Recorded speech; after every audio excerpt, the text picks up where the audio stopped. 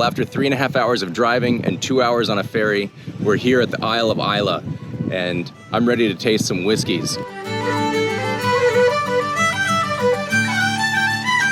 So you can't get this anywhere else. It will never be bottled for public release because it's from our experimental casks. Nothing on our core range spends quite as long in a sherry cask as long as these experimental casks. We get to push the boundaries of what we normally do with these ones.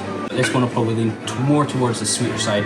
It spent 5 years in that bourbon, 8 years in that sherry, so longer amount of time in that cask. More oak, less smoke, as they say. And that's going to bring out that sweetness more and a creamy texture. So I think this one's going to lean more on the sweet side, especially with that heavy sherry influence.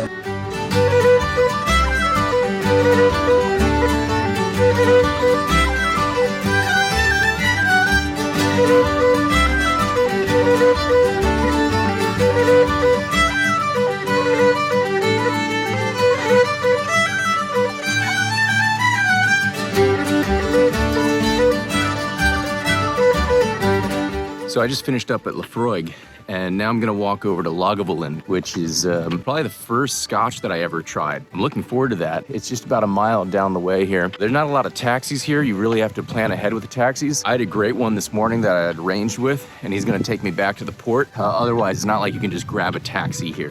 You're probably best to take a bus tour. If you take one of these bus tours, you can see a bunch of the different distilleries, and then they're responsible for driving you around. If you're like me and you didn't plan so well ahead, you can always come here and hike from one to the next.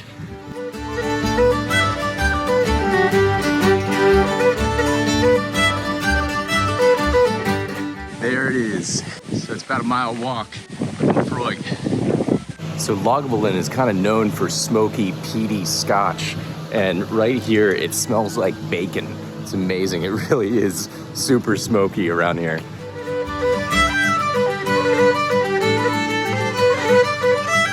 I just did a tasting here at Lagavulin, and I'll try to remember a couple of things I learned. All the distillers start with a flat beer made from barley. The barley has to be grown here in Scotland, and it's all malted. They don't use any unmalted grain. So that's called a wash, and it first goes through what's called a wash distillation. And the first distillation brings it to about a little over 20% alcohol, and they consider that a wine.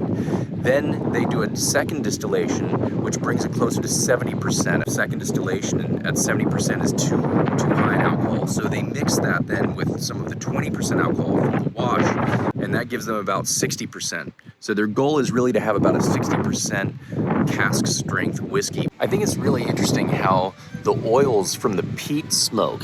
So when they dry the malted barley with peat, that flavor actually continues through the distillation into the finished product. You wouldn't think that it would go through the distillation, but of course it's a really strong flavor in some whiskeys, some Scotch. I always like to venture into the local forests and see what mushrooms I find. There's definitely a lot of mushrooms growing in here, but I don't know if these things are edible or not. I don't think so. Oh, actually, that one looks like a porcini. What do we have here? Nope. Generally, when I see there's gills, I don't eat it. It's just too risky. So a lot of mushrooms growing in this forest, but nothing I would feel safe eating. The forests here are all very dense. Actually, a lot of them I think were planted because they're almost in rows. But the soil is interesting because it's all bog. It's like peat. And so you sink into it as you hike through.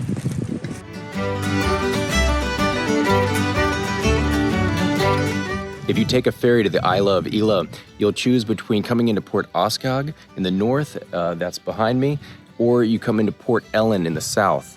Now, I came into Oscog because that's where more ferries come, and that was the only ticket I could get. However, the distilleries I wanted to see were in the south, so I actually had to take a taxi, a 35-minute trip south, and it worked out fine, but I had prearranged that taxi. Just keep it all in mind when you're making your plans. There are fewer ferries that go into Port Ellen, but if the distilleries you want to see are down there, it might make sense to try to catch one of those.